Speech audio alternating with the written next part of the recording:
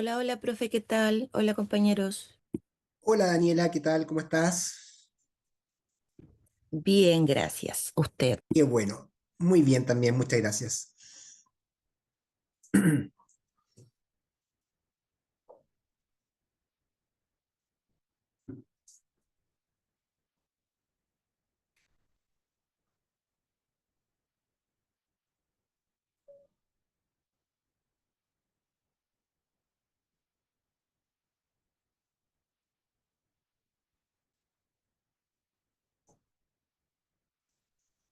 Hola profesor, ¿cómo está? ¿Quién me habla? Bernardita, ¿qué tal? ¿Cómo te va? Bien, ¿y usted? Bien también, con un poco de frío. Así lo veo que está súper abrigado. Sí, sí, todavía no hemos comprado parafina. Oh. ¿De dónde Así usted es de que Santiago, dijo profesor? de Santiago, sí. A Santiago de Lao. Yo viví como 3 años Sí. allá en Santiago. ¿Tú dónde vives? Ahora estoy en Concepción. Estuve en Santiago 3 años. 3 años. ¿Te aburriste de Santiago, me imagino? No, ¿sabe qué me gustó? Yo ¿Sí? viví 13 años en Antofagasta. Sí, dije, no me voy a acostumbrar a Santiago, lo voy a odiar. No, ¿sabe que lo amé a pesar de que el metro es una locura? Sí, claro. Sí. Pero no, me gustó. Aparte que hay No, otros pero lugares así bonitos. bueno, Concepción iba a ser la capital de Chile, pues, pero bueno, Aquí es tan está como grande en como todos lados. Santiago. Echamos de Sí, menos metro. están de menos un metro, claro que sí. Pero bueno, allá el clima es bastante más, es frío igual, ¿no? Pero hay harta lluvia, pero acá Es el más frío es húmedo. como, sí, es más húmedo, acá como que el frío penetra los huesos, y yo como soy Sí, flaco, no, terrible. yo sufro con el frío, siempre van a ver en invierno con bufanda y con Beatle, en fin. Bueno, a ver cuántos vamos, somos 7 en esta sala. Eh, Voy a comenzar la clase porque con ustedes estoy súper atrasado. Y lo que me correspondía ver hoy día era fobia social. Sin embargo, vamos a dejar esa fobia social para estudio de ustedes porque en realidad son conceptos bastante simples. Lo que me interesa es que veamos los trastornos de personalidad hoy día. ¿Por qué? Porque, bueno, la prueba ya está subida al sistema, ¿cierto? Es una prueba que tiene 3 preguntas. Esta prueba están relacionadas con casos clínicos, hay 3 casos clínicos, y lo que necesito que ustedes comprendan que la primera pregunta tiene que ver con que ustedes puedan, a partir del caso, realizar en primer lugar un examen mental, que ustedes ya saben hacer el examen mental completo. Una vez que realizan este examen mental, deberían hacer una hipótesis diagnóstica en base a un criterio que tenga que ver con el DSM-5 o el CIE-10, ¿cierto? Y describiendo la sintomatología que a ustedes les parece pertinente para poder determinar el diagnóstico, ¿sí? Súper importante que lo revisen.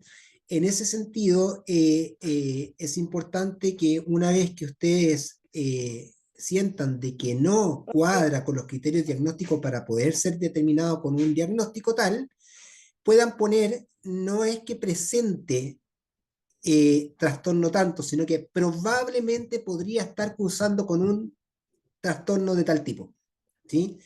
El punto es que no hay que casarse rápidamente con el diagnóstico. Uno podría decir ahí en la prueba, es probable que el paciente esté presentando por un cuadro depresivo, por un cuadro ansioso, por un cuadro de fobia, qué sé yo. Entonces, esa es como la primera pregunta. La segunda pregunta, y aquí es súper importante saber eh, si ustedes conocen o saben realizar diagnóstico multiaxial. No, profe. No, profesor. Ya. Diagnóstico multiaxial es un diagnóstico que está determinado en 5 ejes, ¿sí? Yo ya les subí al portal el cómo realizar un diagnóstico multiaxial. Para mí, más que ustedes aprendan a hacerlo, es re sencillo. Ustedes ven el caso y dividen en 5 ejes. Eje uno tiene que ver con todos los trastornos mentales. Eje 2, trastornos de personalidad. Eje 3, problemas médicos. Eje 4, problemas psicosociales. Y eje 5 es un número del 1 al 100, donde 1 es muy grave y 100 no es grave. ¿Sí? Entonces, ustedes ahí tienen que ver en la plataforma, ¿cierto? Que yo les puse un documento donde aparece qué es lo que tienen que poner en cada uno de esos ejes. Eje 1, eje 2, eje 3, eje 4 y eje 5. ¿Sí? Entonces, una vez hecho esto, que es la segunda pregunta, ¿por qué le estoy pidiendo que hagan un diagnóstico multiaxial? Porque en realidad lo que yo he visto y me he cerciorado, yo no trabajo en el ámbito público, pero ya he visto algunos alumnos que sí trabajan en el ámbito público en términos de salud mental, y todavía, y yo también lo sé por mi parte, la parte privada, los psiquiatras todavía están pidiendo que se haga un diagnóstico multiaxial por ejes. Entonces es importante que ustedes conozcan realizar ese diagnóstico, porque por lo general, cuando nosotros estamos en presencia de un caso o de un paciente, uno puede ver la sintomatología y uno dice, ah, este paciente probablemente tenga una depresión mayor. Ya, depresión mayor. ¿Y qué pasa con su personalidad? Entonces, uno podría decir, ah, esta persona cursa un cuadro de depresión mayor, pero además tiene un trastorno de personalidad evitativa o un trastorno de personalidad limítrofe. Y además aparece en el caso que tiene, no sé, una gastritis. Ah, y esta gastritis de tiempo, de data, sí, es de data. Ok, pongo en el eje 3 problema médico, gastritis ulcerosa. En el eje 4, supongamos que el paciente en el caso aparece que en su historia familiar no ha tenido mucho apoyo, no ha tenido mucho apego, no ha existido una dinámica de vinculación, ¿cierto? Y eso probablemente pudo haber generado un trastorno de personalidad evitativo. Bueno, el eje 4 dice problemas relativos al grupo primario de apoyo. Y en el eje 5, como es un número del 1 a 100, generalmente, para que ustedes sepan, cuando hay un cuadro complejo donde hay un trastorno determinado, uno siempre tiene que pensar en el valor 50 o 60. 50 es medianamente grave, 60 es grave. Entonces, esos son los valores del 1 al 100, entre el 50 y el 60, ahí está más o menos la nomenclatura para poder identificar qué tan grave o qué tan menos grave es el trastorno que ustedes están identificando. ¿Sí? Eso es súper importante que lo puedan poner en la prueba. Y en la número 3 es otro caso, ¿cierto? Aquí lo que estoy haciendo es pedir que hagan 3 preguntas de intervención que a su juicio les sirva para fortalecer su hipótesis diagnóstica. Es decir, leyeron el caso y sintieron que tienen una hipótesis del caso. Probablemente este sujeto tenga depresión, pero sabe que me falta más información. ¿Qué preguntaría usted al paciente para llegar a esa información? Esa es la pregunta que necesito que ustedes realicen. ¿Sí? Que sean 3. Y esa es la prueba. Y no hay más.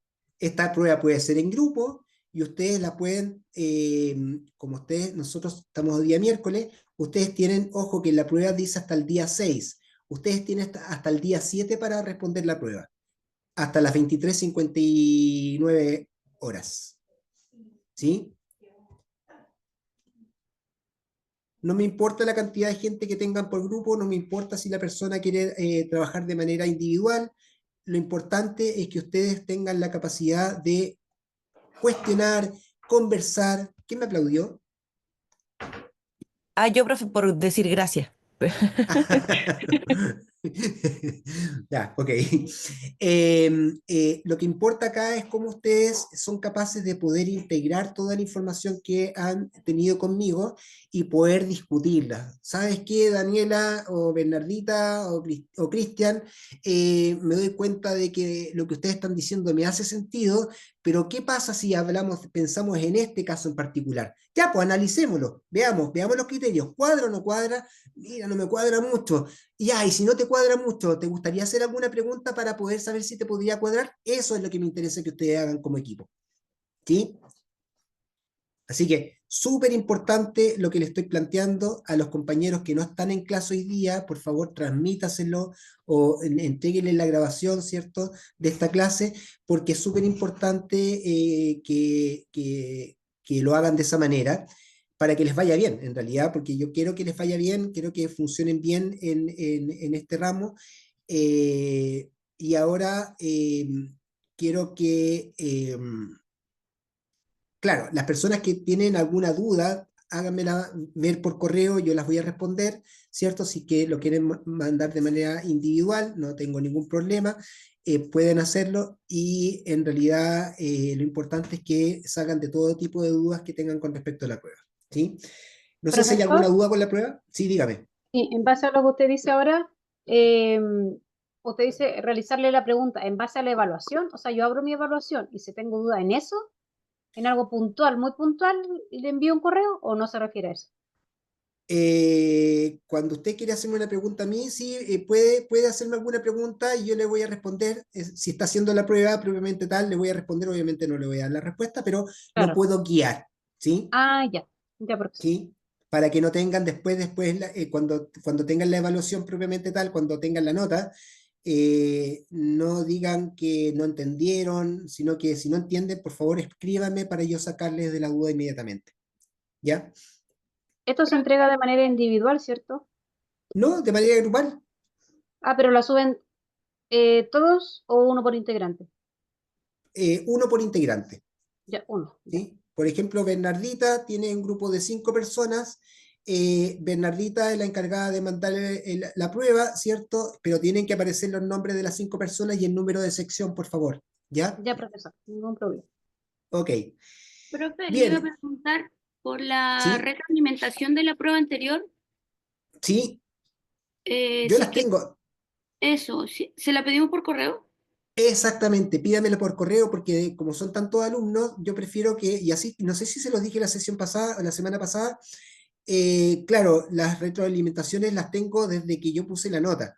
Entonces, si ustedes necesitan la retroalimentación, mándenme un correo y yo se los mando inmediatamente. Gracias, profe. Ok. Bien, dicho esto, tengo la siguiente pregunta que tengo que hacerles, pucha, que lamentable que no estén todos hoy día, pero fíjense lo siguiente. La unidad número 3 está conceptualizada para poder entregarle información a nivel gubernamental en términos psicopatológicos. Es decir, qué es lo que ocurre en los sistemas públicos cuando una persona es derivada a un CEFAM, cuando la persona es derivada a un COSAM, cuando una persona va derivada a un hospital de día, qué es lo que pasa con las internaciones de alta, de mayor data, etcétera, cómo funciona el sistema público en términos de políticas públicas que ha tenido, ¿cierto?, el MinSal para poder desarrollar una mejor salud mental en Chile. Bueno, esa era la unidad 3 que me parecía importante, pero me he dado cuenta en los cursos que yo he realizado, por ejemplo, ¿ustedes saben hacer un informe psicológico? No. No, profe. Que no hayan Nadie le ha enseñado de enseñado. manera estructurada, No. no. Teniendo así un formato, no. Como orientaciones, Ya, sí, pero no un No. formato específico. ya, fíjense lo que les voy a decir. A mí, en la unidad en 3, más allá de entender esto gubernamental, ¿cierto? Y las políticas que requieren, esto está en internet, está en la web, están en formatos súper específicos, están en PDF, están en una serie. Hay una serie de documentos que ustedes pueden leer y pueden interesarse y cerciorarse bien de lo que está ocurriendo en el MinSal respecto a la salud mental. Por tanto, no es algo que yo les vaya a enseñar como algo nuevo, sino que básicamente voy a replicar el informe y en realidad no me hace mucho sentido que aprendan esto. Lo que sí me hace sentido es enseñarles un instrumento de evaluación de personalidad que se llama el Milon 4. Milon 4 porque es la versión cuarta, es decir, es un instrumento que está en un Excel que usted le entrega al paciente, son 195 preguntas de verdadero y falso, ¿cierto? Que debiera el paciente responder alrededor de unos 30 o 40 minutos, ¿cierto? Y ese test, cuando el paciente lo responde, inmediatamente sale tabulado. Es decir, ustedes no tienen que tabular absolutamente nada, no tienen que descifrar ninguna numeración, sale inmediatamente tabulado, está creado así. ¿Es lo que nos mostró la clase anterior? Exactamente, sí, exactamente. Entonces, ese instrumento lo que voy a hacer es enseñarle cómo se hace, ¿cierto? Entregarle conocimiento de lo que es el trastorno de personalidad en sí y al mismo tiempo le voy a enseñar a realizar un informe psicológico en base a ese instrumento. Y entonces la nota de la tercera unidad va a significar que ustedes agarren ese instrumento, se lo apliquen a alguien de confianza, vean los resultados y elaboren un informe. No sé si les parece que tengamos esa unidad con esa materia. Excelente, profe. De verdad que yo se lo agradezco de todo corazón, porque voy a hablar por mí, pero hay muchas inseguridades, profesor, todavía. Bueno, lo que yo le comentaba como la vez pasada, Sí, que claro. si usted me pregunta, no sé, al hacer clínica, ¿cómo empiezo? ¿Qué digo? ¿Qué preguntas hago? Y soy muy honesta en eso, me da a lo mejor hasta vergüenza decirlo, pero es así. Entonces siento que también necesitamos como esa preparación de cómo nos enfrentamos al momento de poder tratar con un paciente, cómo llegamos, qué preguntas hacer. Al menos a mí me ocurre eso. No sé si al resto, pero yo me siento muy insegura a pasos de comenzar una práctica, profesor, que por Mm. lo demás no nos ha ido tan bien en la búsqueda, porque la universidad está como harto atrasada en eso. Bueno, ahí tenemos que de alguna manera reforzar lo que tú me estás diciendo, es muy real, ¿no? No eres la única, y estás hablando por ti, entiendo, pero no eres la única que está con esta problemática. Y en ese sentido, tenemos que, claro, no sé si ustedes tienen psicoterapia, ya tuvieron el ramo de psicoterapia. No hemos tenido ninguna asignatura de psicoterapia, de ningún tipo de terapia, profesor. No está ni en la malla. No. Tuvimos Mm. psicodiagnóstico. El psicodiagnóstico no sirve de mucho. Sí. Mira, yo A voy a hablar pesar con de la que el universidad. profesor muy amorosamente nos enseñó algunas cosas, pero si no hubiese sido por él, no tenemos Claro, ninguna otra base, profe. ya. Daniela, ¿me querías decir algo? Sí, igual, mire, por ejemplo, los que vamos a hacer psicología ahora en la práctica en la clínica, yo no sé si es relevante, pero aprovecho de preguntarle porque normalmente el psicólogo como que hace una, no recuerdo el nombre, pero donde pone como es como, Genograma. él es exactamente, no sabemos ni siquiera hacer un genograma. Mm. Y eso nos van a evaluar los psicólogos que, por ejemplo, yo voy a ir a un consultorio, el psicólogo ya lleva 20 o 30 años trabajando y él está acostumbrado a trabajar de esa modalidad y yo no voy a saber hacer eso. Mm. Hay un programa que se llama GenoPro, ¿sí? Descárguenlo y empiecen a incursionar con eso. Es muy metodológico. Claramente bueno, para poder aprender a hacer genogramas, está claro que el cuadrado es hombre y la redondela el círculo es mujer. Y entonces uno junta el cuadrado con el círculo y ahí tenemos la relación de pareja. Después bajamos, ponemos a los hijos. Arriba de ello ponemos a los padres y así sucesivamente. Es una cosa re sencilla, es cosa de empezar a estar práctica y empezar, digamos, a estirar la mano para poder apoyarse. Vean ejemplos de genograma en el sistema, está lleno, lleno. Y el GenoPro es una herramienta tremendamente útil porque ahí aparecen la manera, las líneas que uno tiene que utilizar para poder ver qué tipo de vínculo existe entre uno y otro, ¿cierto? Y bueno, yo siempre trabajo con genograma. Ahí Carla puso el link, ¿sí? Del GenoPro. Muy importante que consideren que sí es una herramienta muy útil como para saber de qué se trata. Tú vas rápidamente preguntando con quién vive, quiénes son los significativos, con quién te llevas mejor, con quién te llevas peor, cómo se comportan tus hijos, si tus papás están vivos, si ellos están juntos, qué sé yo. Entonces ayuda mucho a tener un cuadro. Pero eso como para términos de psicodiagnóstico. Pero lo que me interesa a mí un poco es que, por lo menos con el instrumento que nosotros vamos a tener de evaluación, va a permitir que ustedes puedan tener una condición, sobre todo cuando estemos hablando, por eso les pedí que hicieran un diagnóstico multiaxial, porque si bien es cierto, uno debiera tener un diagnóstico de alguien, pero ¿qué pasa cuando tengo otros diagnósticos a la base? ¿Sí? ¿Cómo lo integro? ¿Cómo lo relaciono? Bueno, este instrumento que se llama Milon 4 va a ayudar a que ustedes puedan aprender a relacionar un diagnóstico con otro. Le doy un ejemplo. Pensemos en una persona que tiene un estado depresivo mayor, ¿sí? O grave.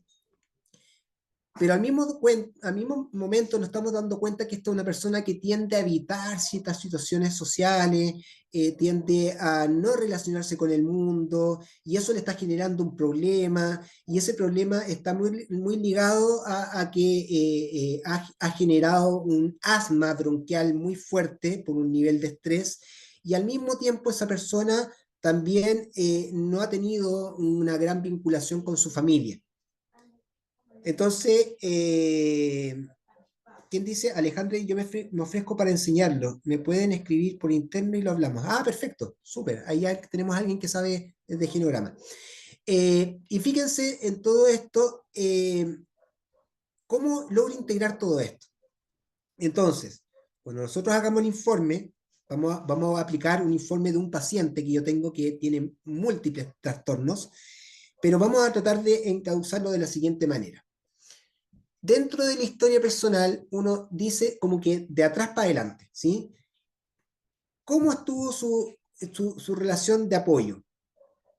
Disfuncional, difusa, inseguro, un apego inseguro, y eso provocó finalmente una problemática en su seguridad emocional, en su inseguridad cognitiva, en su inseguridad en términos de relaciones interpersonales, que probablemente provocó un estado depresivo a propósito de una manera de él tener que generar distanciamiento afectivo con las personas porque se siente verdaderamente incapaz de poder relacionarse con las personas, que finalmente trajo un estado depresivo. Lo dije en palabras muy sencillas, pero eso te implica entender que con eso que acabo de decir, vamos a lograr finalmente a llegar a un orden psicoterapéutico. Perfecto, tú estás con un cuadro depresivo.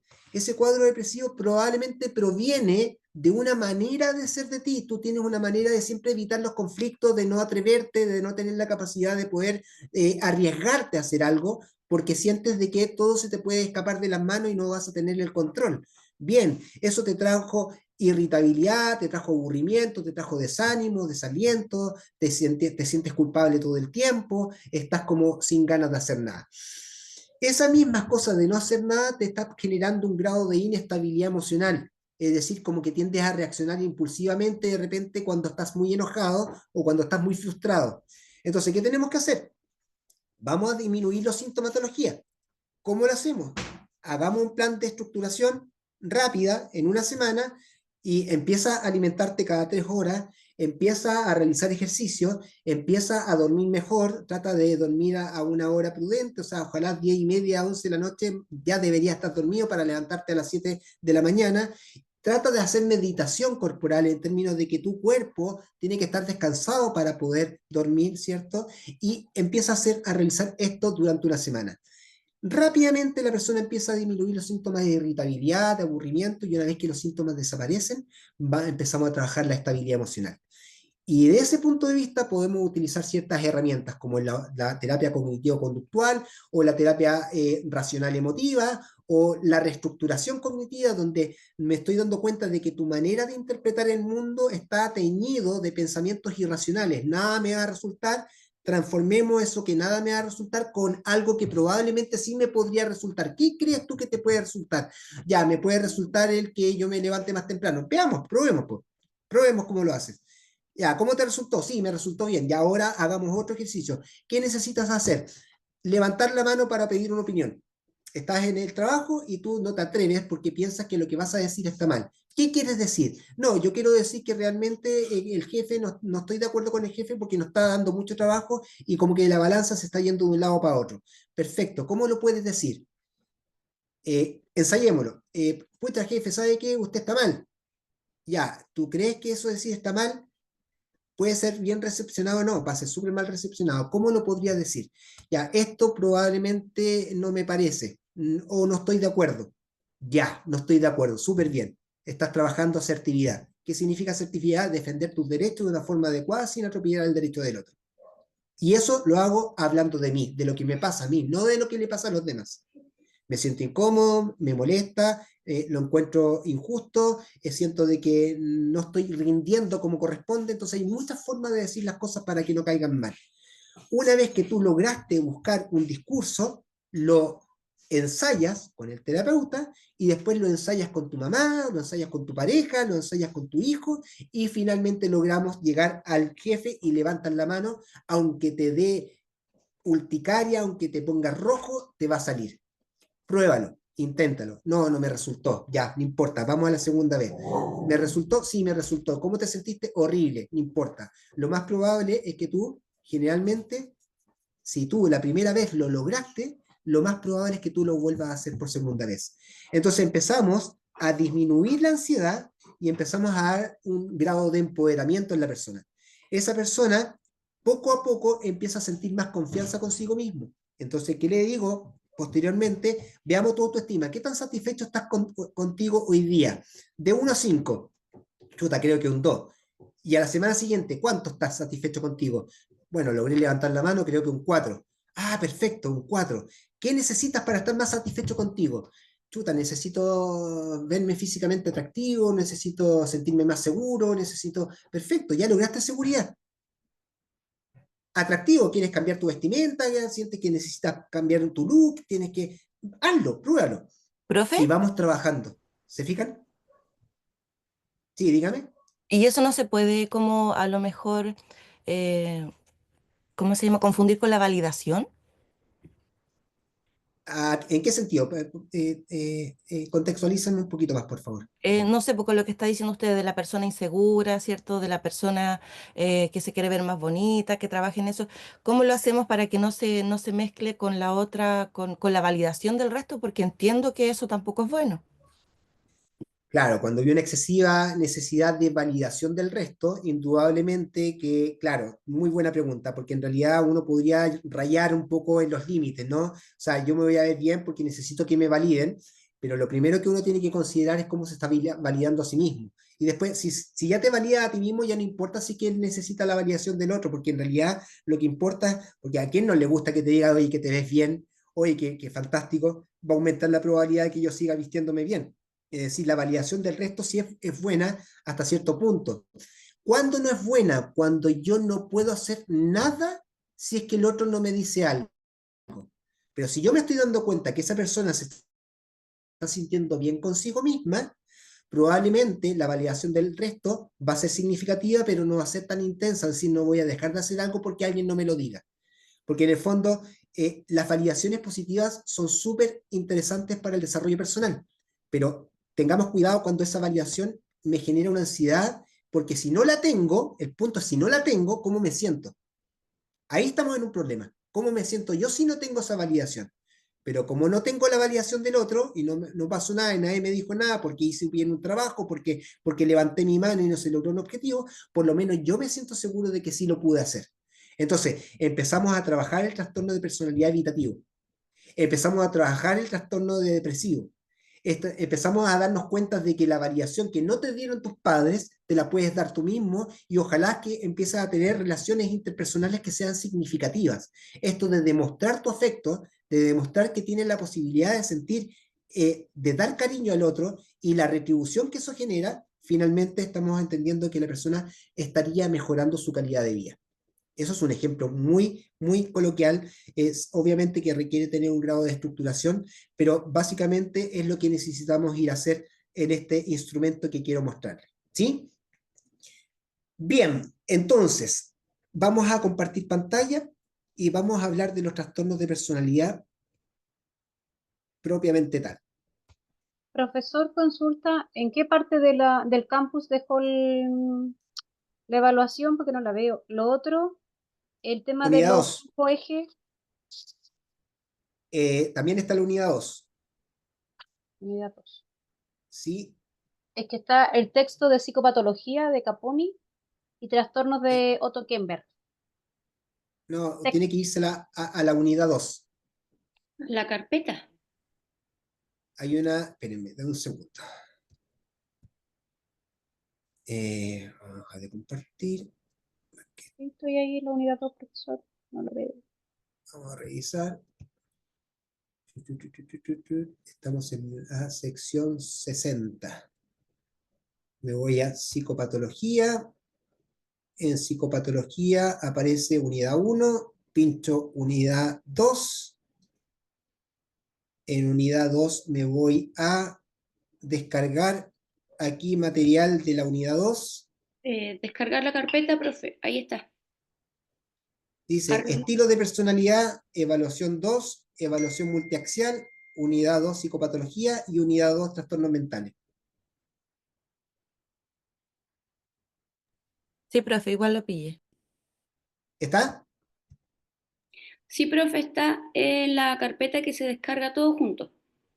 Sí, exacto.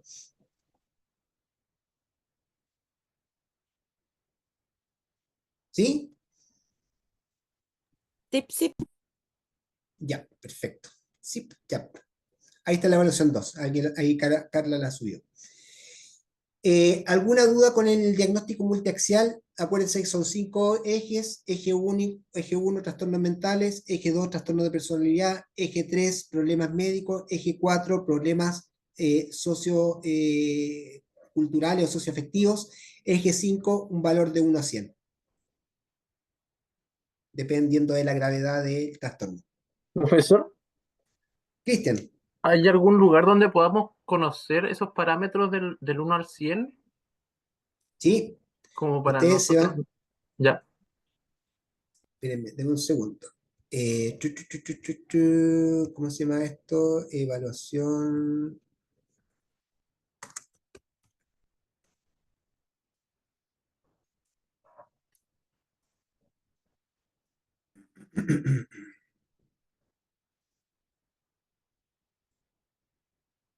Escala se llama Escala de Evaluación de la Actividad Global, EEAG, ¿sí?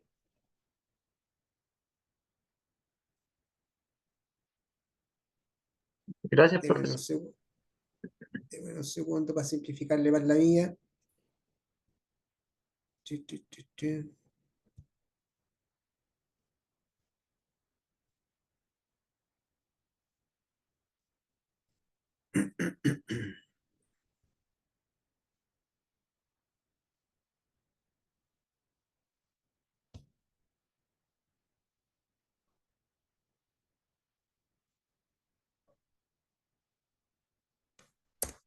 Ahí está. Ahí está la evaluación de 1 a 100.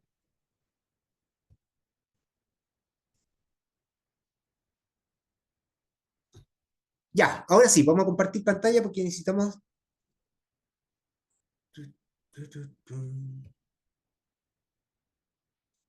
Necesitamos agilizar un poquito esto.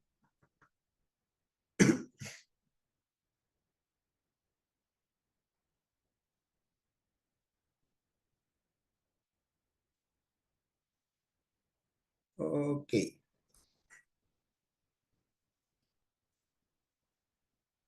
Bien, entonces, ¿qué vamos a revisar el día de hoy? Vamos a ver los trastornos de personalidad paranoide, el esquizoide, el esquizotípico, el antisocial, el límite, el histriónico narcisista, el evitativo, el dependiente y el obsesivo compulsivo, ¿sí? Para tener una idea gráfica, aquí ustedes pueden entender un poco cuál es la característica que tiene cada uno, ¿cierto? El paranoide es una persona que tiende a ser muy desconfiada, es una persona muy suspicaz, siempre está pensando de que la persona va a hacer algo en contra de él y anda muy pendiente, y es alguien que siempre va a estar buscando información o va a buscar antecedentes para que le cuadre su hipótesis, y por lo general siempre tiende a encontrar algo que se asemeja, y entonces aumenta la probabilidad de esa suspicacia, y esa persona finalmente anda completamente preocupada respecto de que alguien le pueda hacer un daño. El esquizoide tiene un patrón de distanciamiento en las relaciones sociales, pero ese distanciamiento está relacionado porque no es capaz de poder tener una expresión emocional adecuada, como que no logra identificarse sanamente o naturalmente emocionalmente con alguien, porque ha aprendido a tener una represión emocional, no es capaz de poder expresar sus emociones, y por eso que tiene un distanciamiento con lo social. La persona esquizotípica va a tener una dificultad de relacionarse interpersonalmente con las personas porque tiende a distorsionar cognitiva o perceptivamente, ¿cierto?, su comportamiento. Una persona que tiende a imaginar cosas cuando en realidad no están presentes. Entonces generalmente es una persona un poco bizarra al relacionarse con las demás, entonces se da cuenta de que los demás generan un rechazo. Una persona antisocial es alguien que tiene un patrón de desprecio, ¿cierto? Y tiende a violar todos los derechos y todas las normas políticas, sociales, ¿cierto? Que hace de que ese sujeto logre generar un grado de rabia y de impulsividad frente a las demás personas. El límite es una persona con un grado de inestabilidad emocional enorme, así como que no sabe, no sé, es como que es incapaz de poder contener una emoción cuando es mucha rabia, entonces tiene dificultades en lo que es la emoción en términos de duración y en términos de intensidad, entonces como que todo se dispara. El histriónico es una persona que tiene un patrón muy emotivo de siempre tener que estar buscando la atención de los demás. El narcisista es alguien que finalmente utiliza al resto para tu beneficio y tiende a pisotear y tiene muy poca empatía con las demás personas, ¿cierto?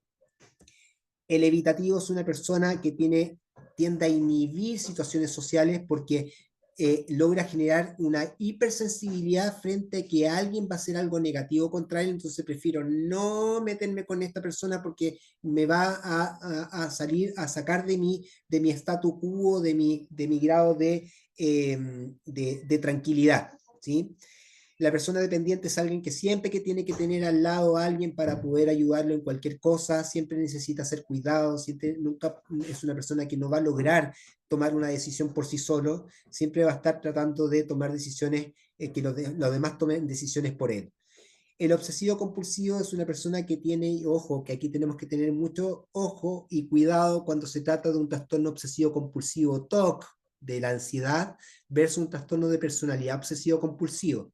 La diferencia está en que el TOC de ansiedad es una persona que tiende a tener una idea porque piensa que algo no va a resultar o no va a quedar no va a quedar bien porque si no, no queda tranquilo. Es decir, por ejemplo, una persona cuando tiene que cerrar las puertas 4 o 5 veces es porque tiene temor de que algo terrible le puede ocurrir. Si no lo hace, no logra sentirse tranquilo en la vida. En cambio, el de personalidad obsesivo-compulsivo es una persona que tiende a tener la necesidad de orden constante, de un perfeccionamiento constante y de un control a su haber, ¿sí? Esa es la diferencia. Entonces, hay que considerarlo. Y bueno, otros trastornos de personalidad que están relacionados con afecciones médicas o trastornos que no son especificados o que son especificados pero que no logran tener un criterio para poder ser diagnosticados como tal, también están presentes, ¿sí? Ahora, fijémonos en realidad cuándo tenemos que estar en presencia de un trastorno de personalidad. Cualquiera sea el tipo, tienen que considerar este cuadro y apréndanselo de memoria. Una persona va a tener una forma de comportamiento, un patrón determinado, específico, ¿cierto? Que le va a permitir tener la idea constante de que algo se le va a descompensar. En términos cognitivos, en términos afectivos, en términos del funcionamiento interpersonal y en términos del control de impulsos. ¿Qué quiere decir esto? Una persona que tiene una experiencia determinada, ya sea interna o externa, ¿cierto?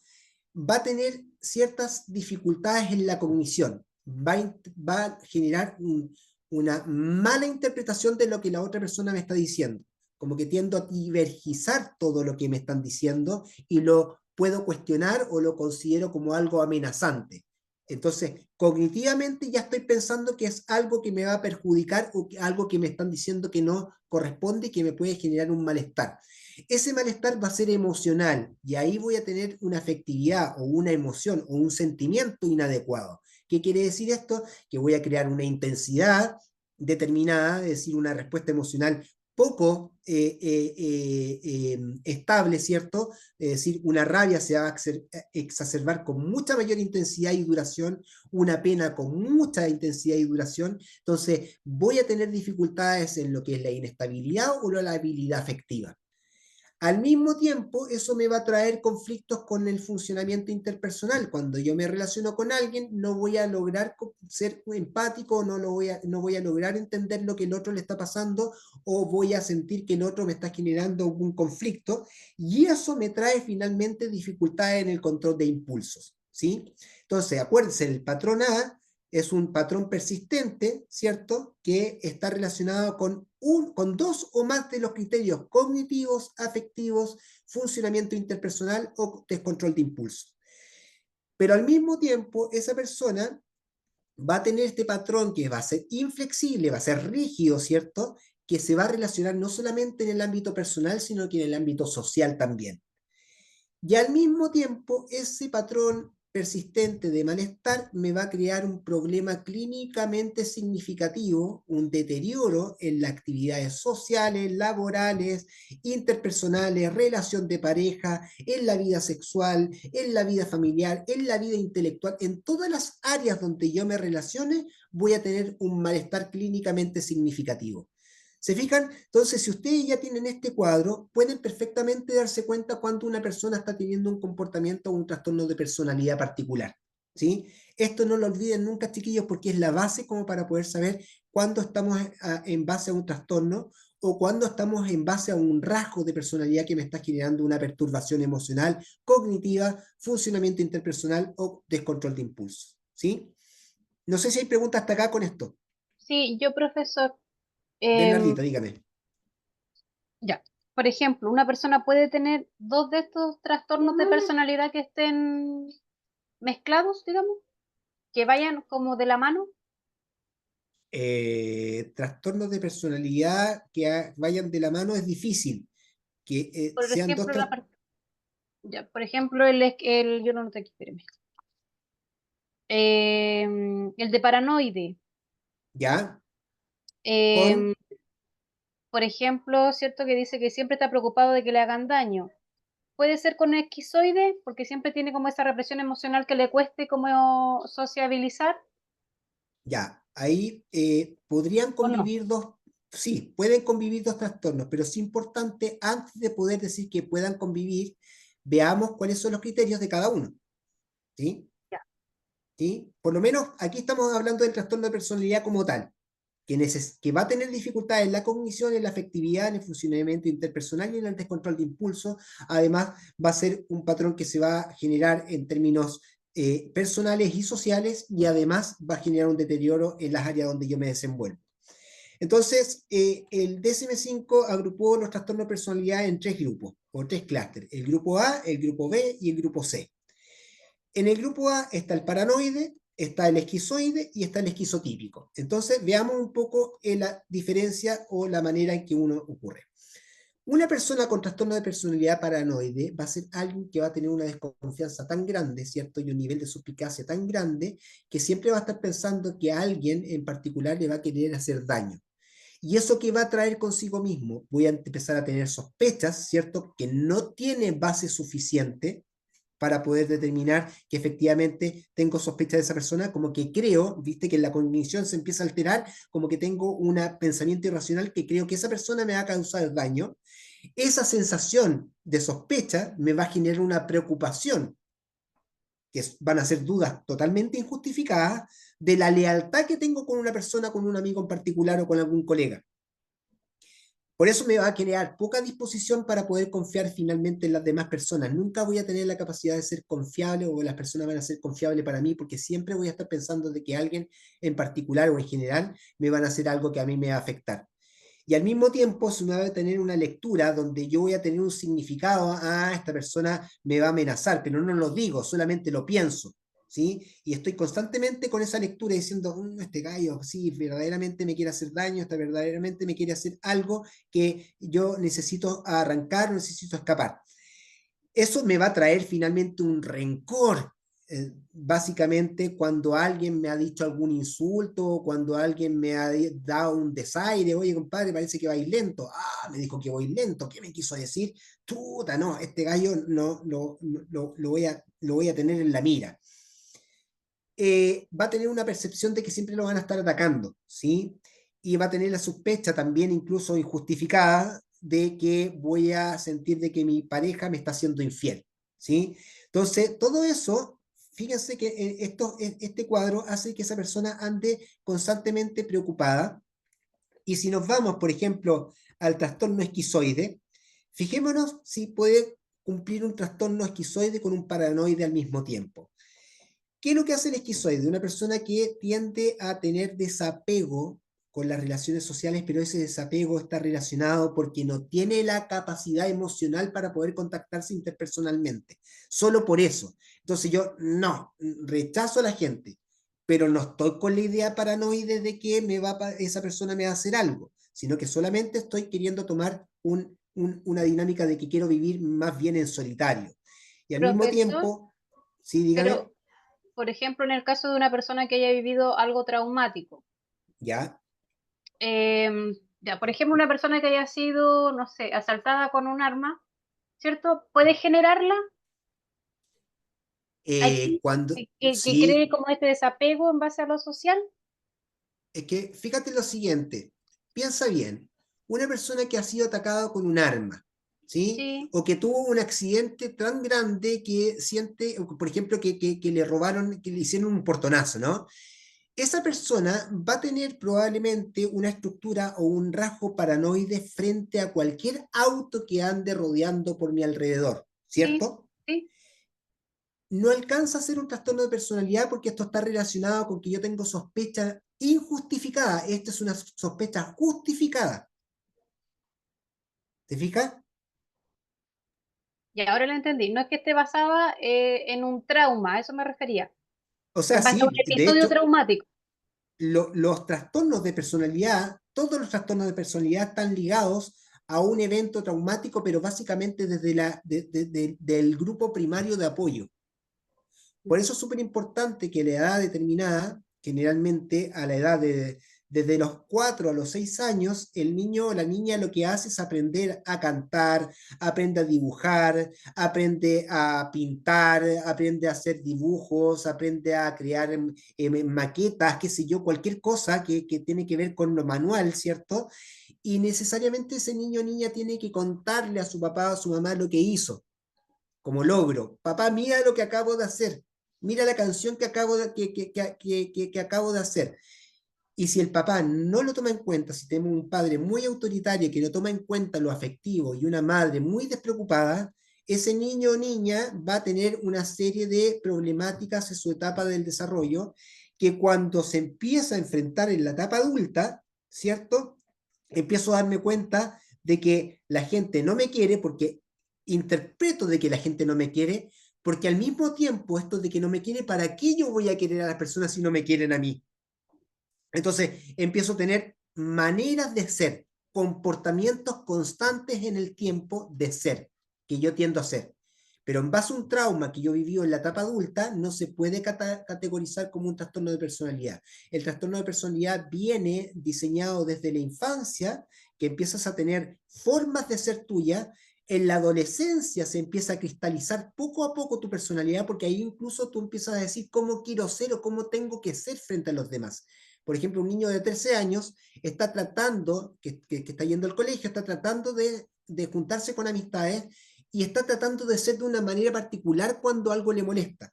Por ejemplo, yo mi hija que tiene 13 años está teniendo dificultades con una compañera que ha tenido serias dificultades de inestabilidad emocional y de repente como que la ve muy amiga y de repente como que la rechaza constantemente. Entonces mi hija, chuta, ¿qué tengo que decirle a esta niña, papá? ¿Verdad? Me está cayendo mal. ¿Y qué haces tú?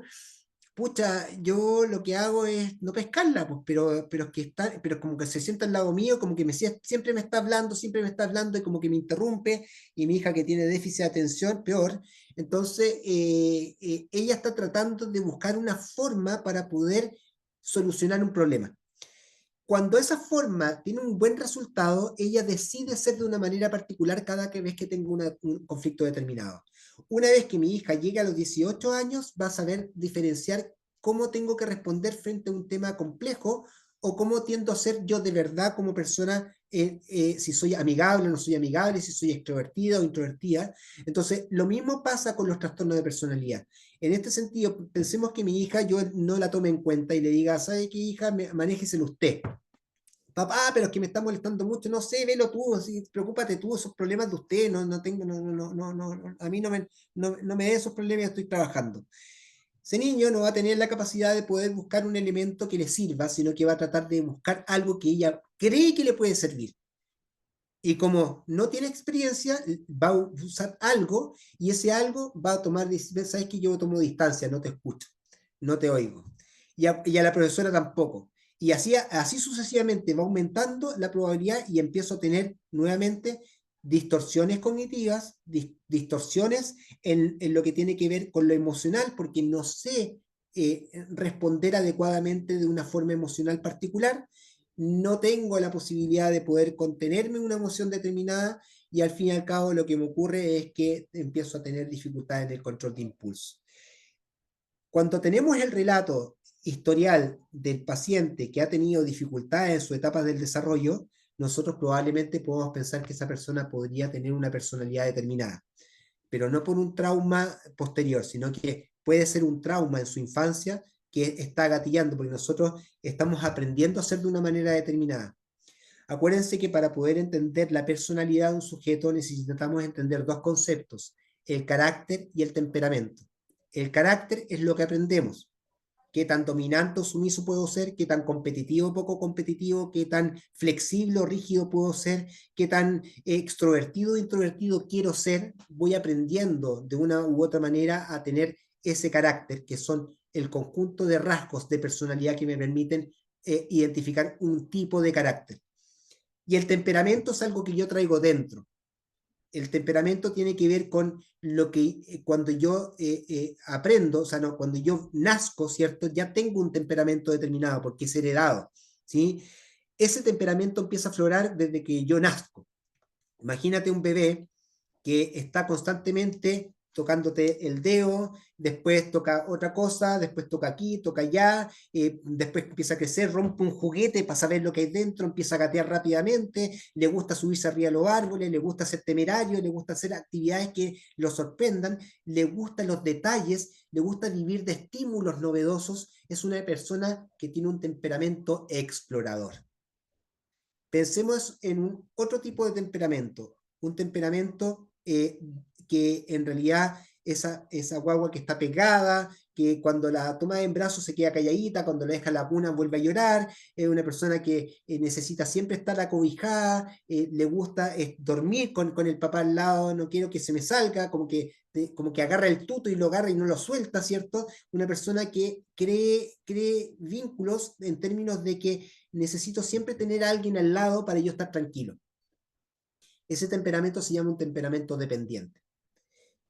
Y así sucesivamente hay otros más. Entonces, ¿qué es lo que hace el carácter? El carácter te levanta el temperamento, te lo exacerba o te lo opaca. El temperamento es tu esencia. Tú decides, tú naces siendo o explorador, o dependiente, o evitativo, o persistente, ¿sí?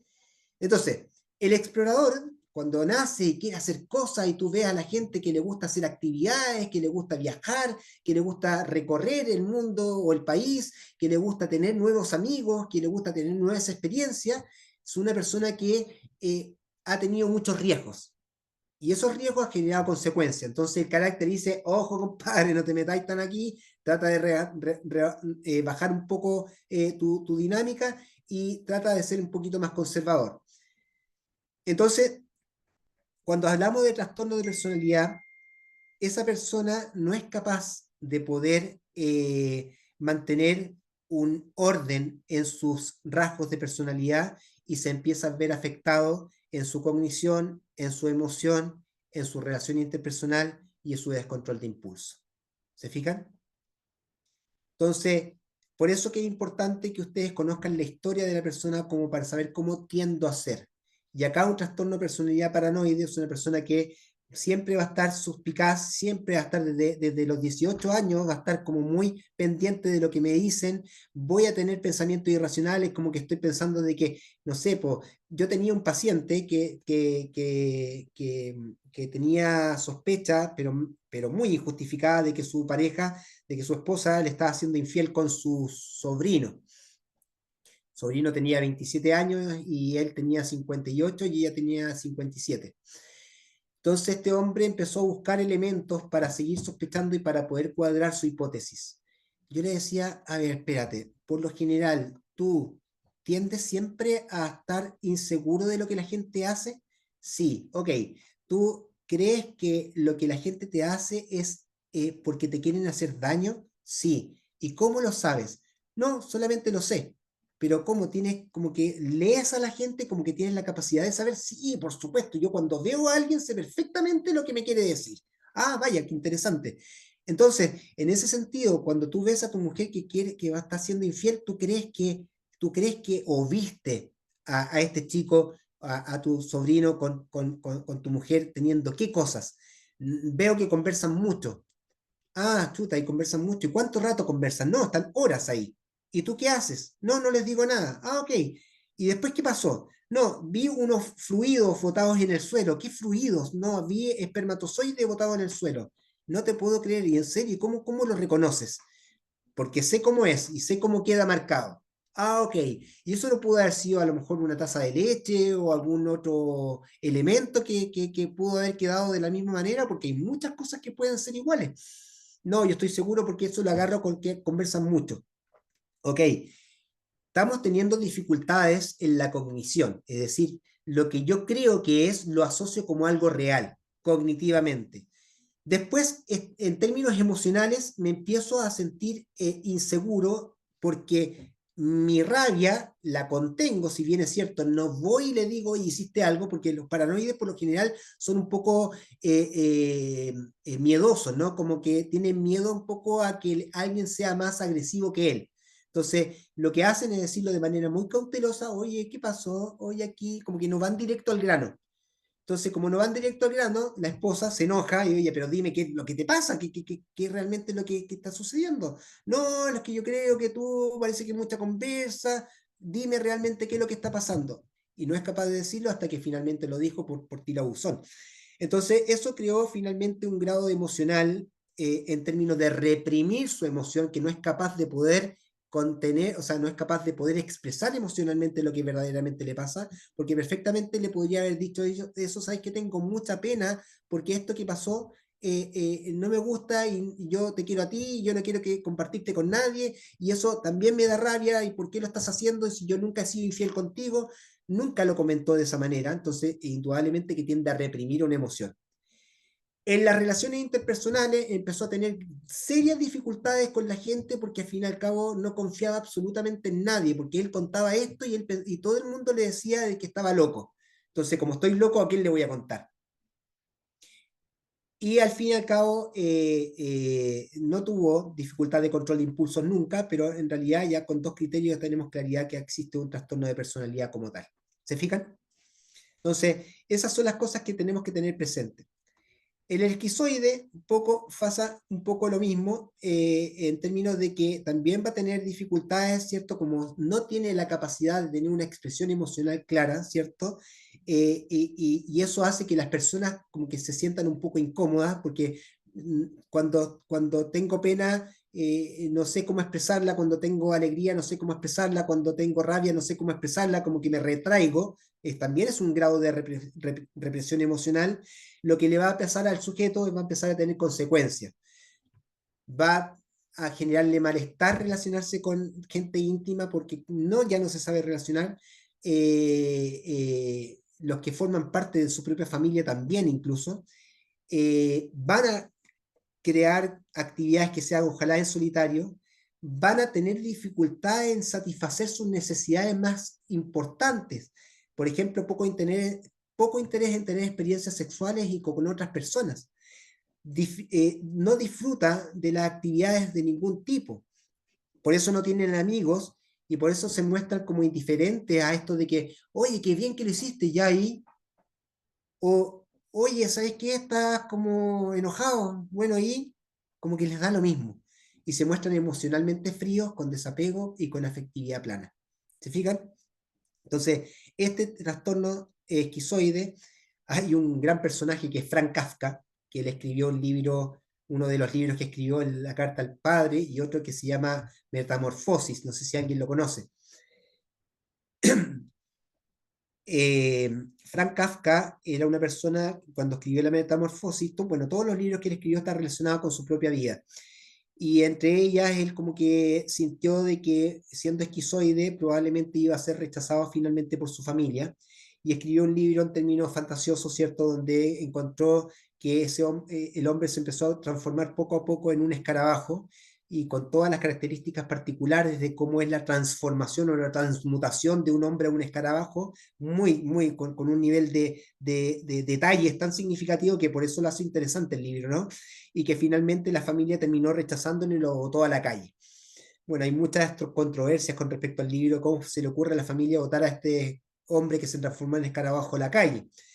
Bueno, él cuando se quiso casar, Franz Kafka, cuando se quiso casar, le escribió al padre lo siguiente, o le fue a hablar con el padre y le dijo, ¿sabe qué, señor? Usted tiene que considerar que quiero la mano de su hija, que vengo a pedir la mano de su hija, pero tiene que considerar de que yo no disfruto mucho de las relaciones íntimas. No, yo prefiero la actividad en solitario. Voy a tener muy poco interés en la vida sexual con su hija. No disfruto de ninguna actividad, de hecho estoy haciendo un gran esfuerzo por conversar con usted. Yo no tengo amigos íntimos, no tengo la capacidad de poder sentirme alabado ni criticado porque no me importa nada y yo voy a ser súper frío. Yo no sé cómo el papá le dijo que bueno, porque al final se casaron, pero finalmente este hombre, lo que ocurrió fue que al momento de su muerte tenía un solo amigo y le dijo, por favor, quema todos mis libros. Todos mis libros, quiero que los quemen, no quiero que nadie los lea, son una cosa que quiero que se vayan a mi tumba. Bueno, gracias a Dios este amigo no le hizo caso, así que por eso tenemos algunas lecturas de él. Algunos fueron quemados, sí, pero no todos. Y logramos entender, digamos, el poder literario que tiene este hombre, pero claro, trabajar en solitaria funcionaba súper bien, pero en términos de relaciones interpersonales era muy complicado. Entonces, un trastorno de personalidad esquizoide como tal, sí, señor, así es. Entonces, ahí puede... Sí, dígame. El trastorno esquizoide entra también esa parte de que dice que es como una parte como antisocial, y también dentro de la No, parte también como del compulsivo, por el TOC, que ahí me confundo un poquito, profesor. No, el trastorno esquizoide no tiene que ver con el trastorno obsesivo compulsivo ni con el antisocial. El esquizoide tienen que considerar que es una persona que, como no tiene una capacidad emotiva para poder expresar sus sentimientos y sus emociones a las demás personas, se cohíbe y prefiere estar solo. El problema, o sea, ahí no hay problema, el problema se suscita cuando tiene que relacionarse con las demás personas, cuando tiene que trabajar con alguien, cuando tengo que estar en contacto con otra persona. Es ahí donde genera el problema, y esa persona finalmente tiende a, no es que evite, porque hay un trastorno de personalidad evitativo, que es distinto. El evitativo evita las relaciones interpersonales porque tiene miedo a que le vaya a hacer algo. El esquizoide no es así. El esquizoide es una persona que, como no es capaz de poder expresar sus emociones como tal, ¿cierto? Siente de que los demás no le sirven, no son funcionales para él, entonces él prefiere trabajar en su propio terreno, ¿sí? El obsesivo compulsivo es una persona que tiene que ver, que está muy preocupado del control, es una persona muy perfeccionista y una persona que siempre tiene que funcionar en base a una necesidad que todo salga bien, ¿sí? Es una persona que quiero que todo salga perfecto, que todo sea ordenado, que tenga un orden determinado, y eso me permite tener un control, y por eso que se dedican a hacer las cosas tan minuciosamente que hasta que de repente pierden el tiempo en hacerlo tan bien, porque para ellos no ha quedado bien, porque siempre están preocupados de un detalle, más detalle, más detalle, que al fin y al cabo no logran terminar la tarea. Entonces, eso les genera un conflicto, el obsesivo compulsivo. Y el antisocial es una persona que rechaza y repudia a la gente y repudia las normas, y es una persona agresiva, una persona que tiende a mentir, tiende a engañar, una persona que es un estafador. El antisocial es una persona que cuando no le resulta algo se ofusca tanto y pierde tanto el control que puede terminar matando a alguien por un odio particular, ¿sí? Ahora, el trastorno antisocial tiene que necesariamente venir relacionado de otros trastornos, como el trastorno de la conducta disruptiva, que eso uno lo ve en un niño de 13, 14 años, cuando tiene un trastorno de la conducta disruptiva, o cuando tiene un trastorno negativista desafiante. Si ese niño cumple con esos trastornos, evidentemente que ese niño probablemente en la edad adulta va a tener un trastorno de personalidad antisocial, ¿sí? Entonces, por eso es Profesor, muy importante, sí, dígame. profesor, disculpe, en este caso el trastorno antisocial se asimila a la psicopatía, ¿cierto? Porque yo leía que la psicopatía no aparecía en el DSM-5 y que era el trastorno antisocial que era el similar, ¿no?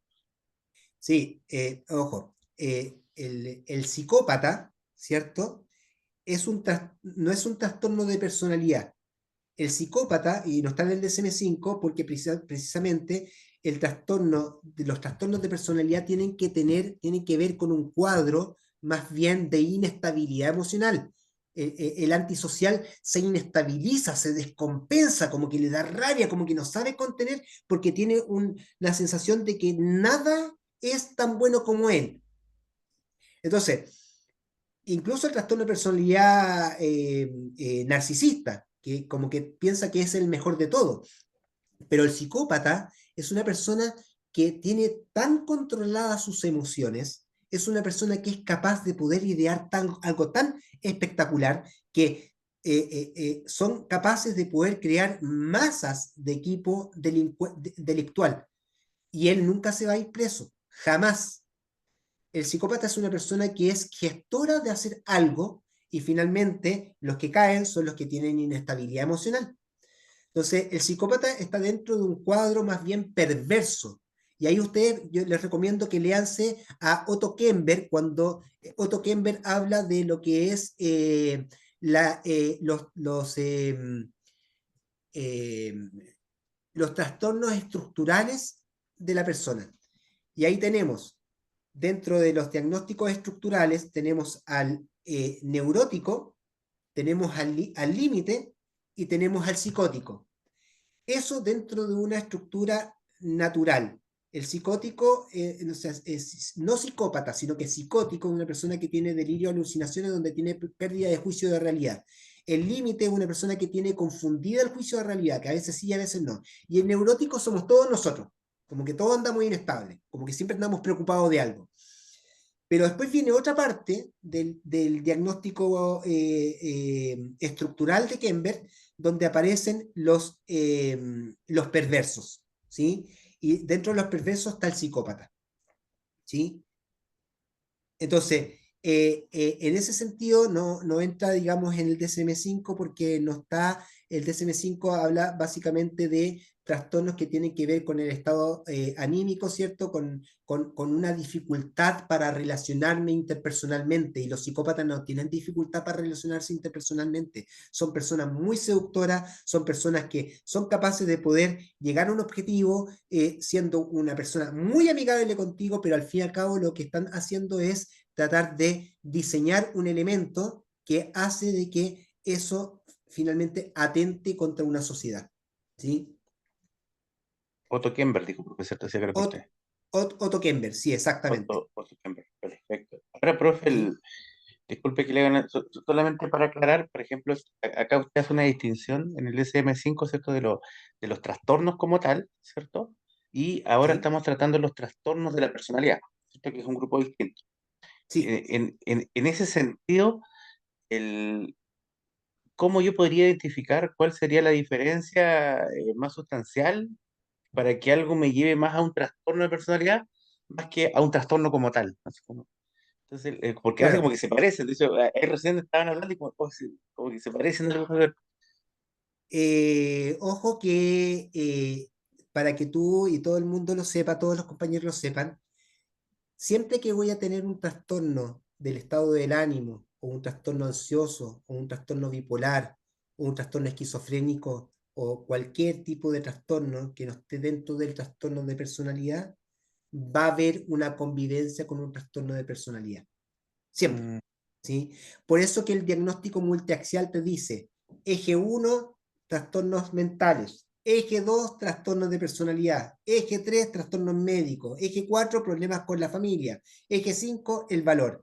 Entonces ahí como que te hace un cuadro mucho más claro, entonces tú puedes decir, esta persona está con depresión, pero su depresión podría estar relacionada con una estructura de personalidad, con un estilo de personalidad o con un trastorno de personalidad evitativo.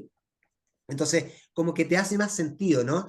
sea, una persona está depresiva, ya, pero ¿por qué está depresivo? ¿Por qué siempre no tiene ganas de ser? Claro, porque una persona que tiende a evitar las relaciones interpersonales, siente de que sus emociones no son bien clarificadas, como que no me entiende el mundo, entonces me voy a suelo, me voy a un problema de síntomas depresivos. Entonces, pueden convivir perfectamente bien, entonces tú ya entiendes, mira, sabes que tu depresión probablemente está relacionada porque no has sabido poder relacionarte con la gente. Y esto de que no te relacionas con la gente porque toda tu vida has reprimido tus emociones, po, hombre.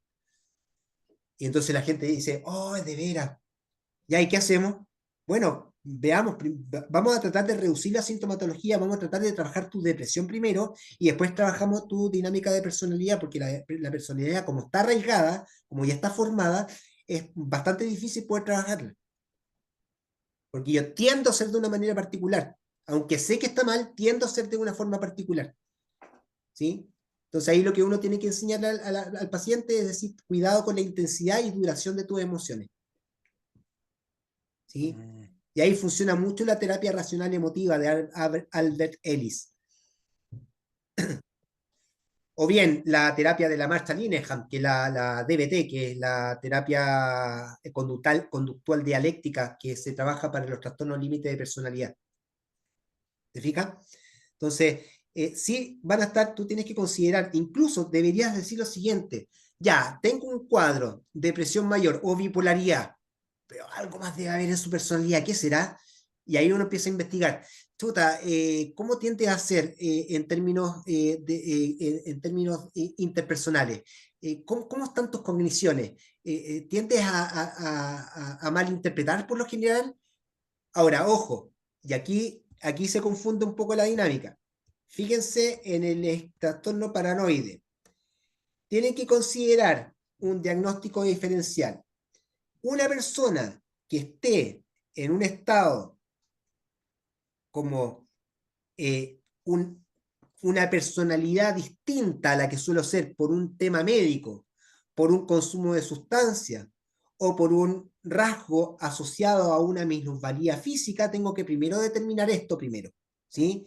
Si yo tengo una sensación de suspicacia o siento de que me están persiguiendo, que me van a hacer algo por un daño en el sistema nervioso central, claro, tengo que descartar primero lo médico para poder determinar finalmente si es trastorno de personalidad o no. Lo mismo con el consumo de sustancias. Esta persona está siendo muy paranoica y anda súper pendiente de que lo van a pillar o de que están haciendo algo en contra de él. Pero bueno, ¿qué estás consumiendo? ¿Estoy consumiendo cocaína? ¿Cuánto tiempo llevas consumiendo cocaína? Entonces tengo que descartar eso.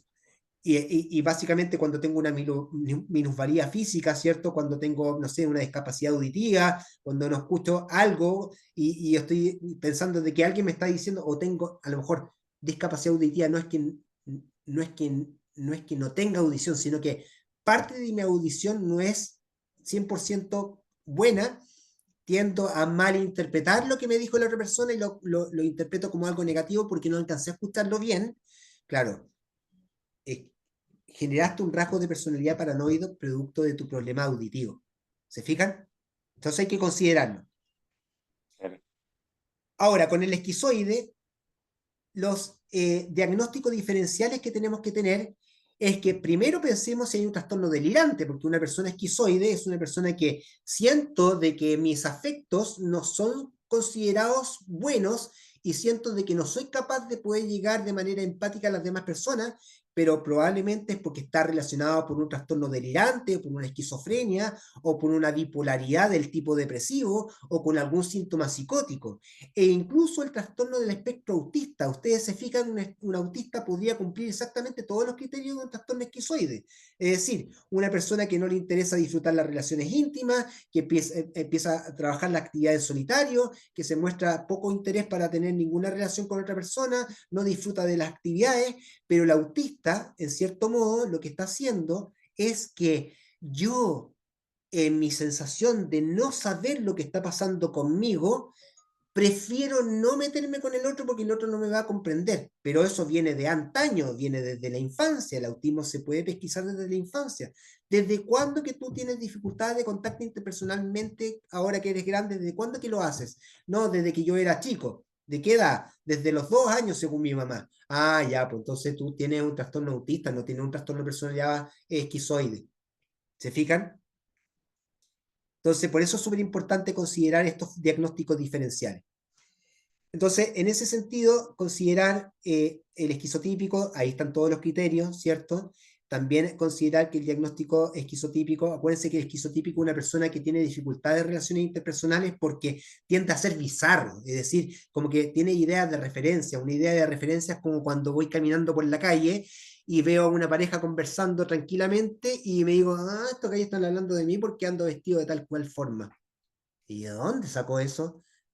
Son pensamientos súper irracionales, como que tiende a confundir, a distorsionar la realidad, o más que la realidad, tiende a confundir sus ideas de lo que está viendo. Que ojo, no tiene que ver con un delirio, sino que tiene que ver con una idea en particular. Creencias de que algo mágico va a ocurrir, sensaciones como que creo un poco en la telepatía, como que creo en el sexto sentido, entonces como que siento de que algo están hablando de mí porque alguien sabe mucho de mí. Entonces eso tiene que ver con un trastorno esquizotípico de la personalidad. Una persona que finalmente no se interrelaciona mucho con la gente porque la gente se da cuenta de que no es capaz de poder llegar apropiadamente a la persona y además con un nivel de comportamiento extraño, ¿cierto? Y un aspecto particularmente peculiar, ¿cierto? Excéntrico, hace que la gente inmediatamente diga, oye, ¿qué onda? Pues de hecho, no tiene amigos íntimos porque claramente cuando conversa siempre dice algo completamente fuera de foco. Están hablando, no sé, de un tema familiar y la persona llega, oye, ¿y cuándo vas a buscar lo que te pedí hace 3 días? No, luego, sí, porque lo que ustedes están hablando me compete lo que yo necesito. Pero ¿por qué te va a competir? Sí, porque en realidad ustedes están hablando de un tema familiar y ustedes me están diciendo y tratan de buscar temas que no tienen nada que ver con una conversación coherente. Entonces, esa persona finalmente tiende a generar ansiedad, ¿cierto? Con las demás personas. Va a disminuir incluso con la familia porque ahí tiene un poquito mayor de confianza, pero siempre se va a asociar a ciertos miedos y ciertas estructuras paranoides también, ¿sí? Ok, el diagnóstico diferencial se va a relacionar cuando hay algún síntoma psicótico. Solo así. Del grupo B tenemos el trastorno antisocial, ahí están los criterios, ¿cierto? Una persona que realmente engaña, que tiene irritabilidad, cuando no le resulta algo, puede reaccionar muy agresivamente, no tiene remordimiento, no hay sentimientos de culpa, una persona que está en contra de todo. Bueno, claramente esto está determinado, se tiene que diagnosticar a la edad de 18 años, pero tiene que haber existido un trastorno base antes, un trastorno de la conducta disruptiva, un trastorno de negativista desafiante, por ejemplo, que claramente tendría que seguir esos pasos para llegar al trastorno antisocial. El límite ya lo conocen bastante bien, problemas de inestabilidad emocional grave, es decir, como que pierden el control de sus emociones, son personas que en realidad tienden a tener mucho contacto afectivo, pero ese mismo contacto afectivo se puede transformar en un contacto agresivo.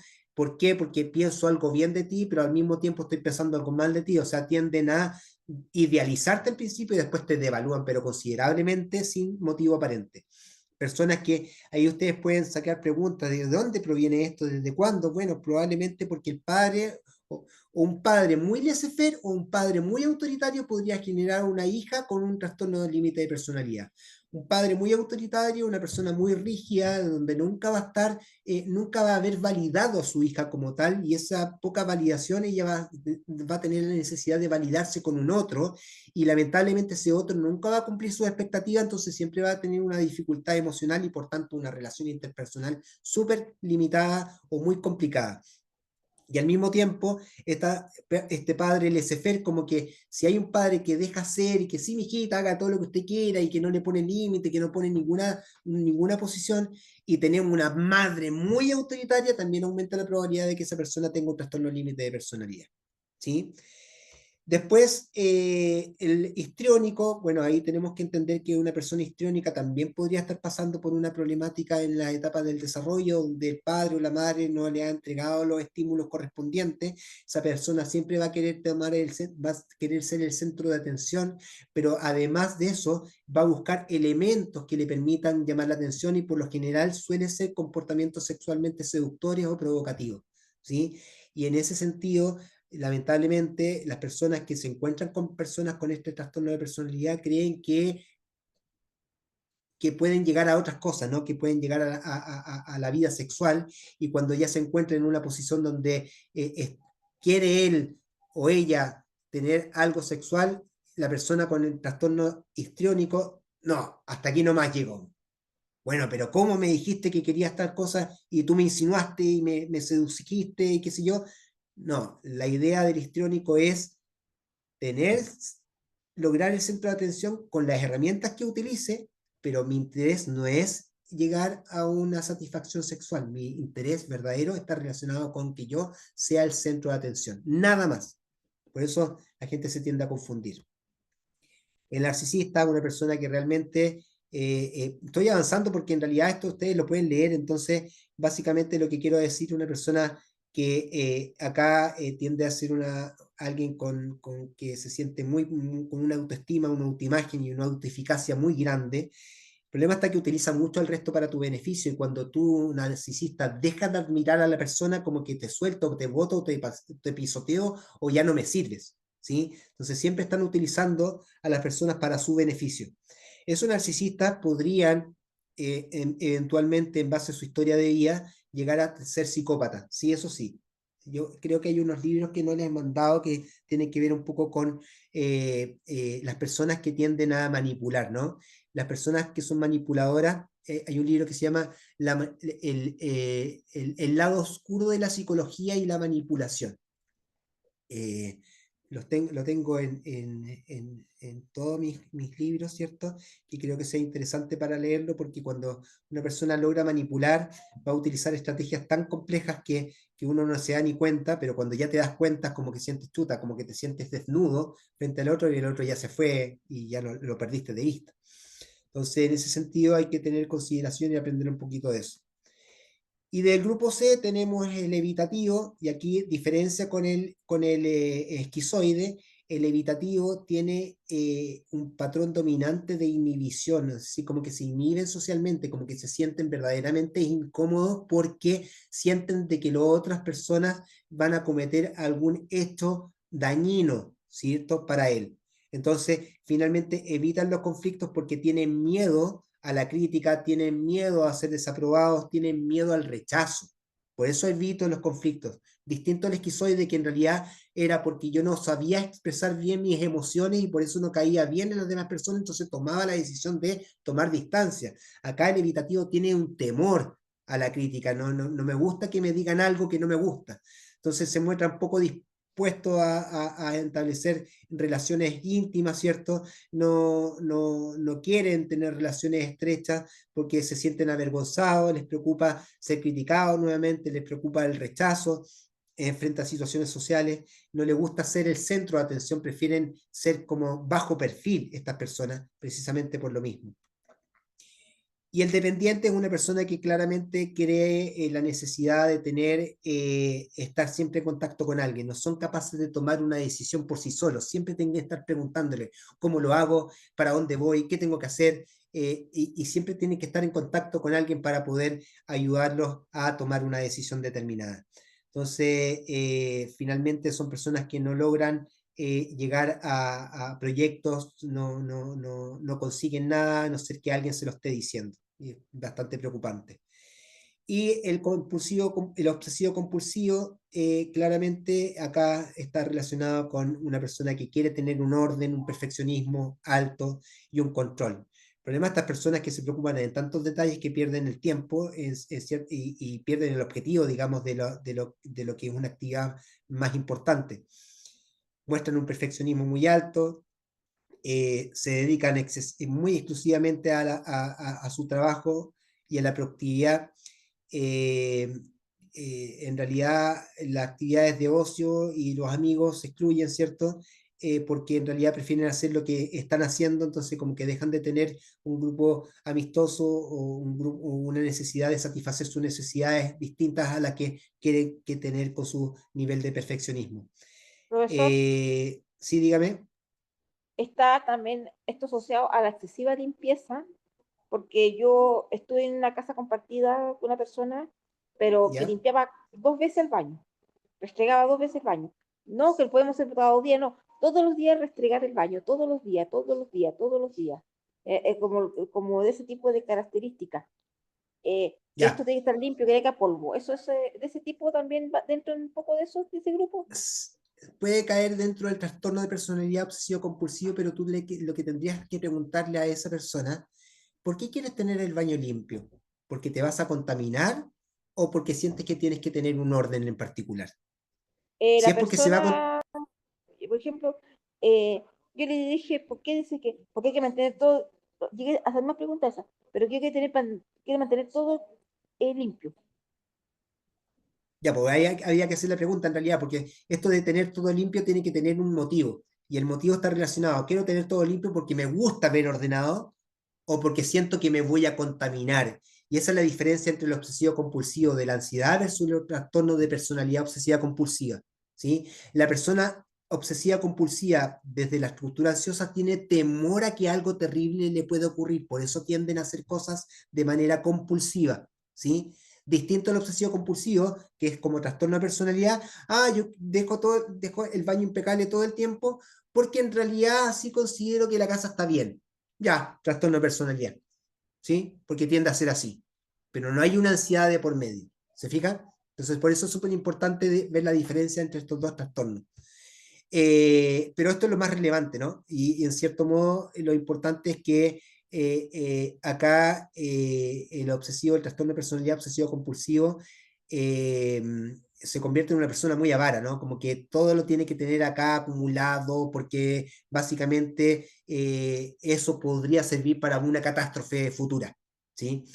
Entonces, en ese sentido, los trastornos obsesivos-compulsivos de personalidad tienen esa estructura y claro, no son muy funcionales a la larga. Eso es la materia, chiquillos. ¿Ya? El Bien, profesor.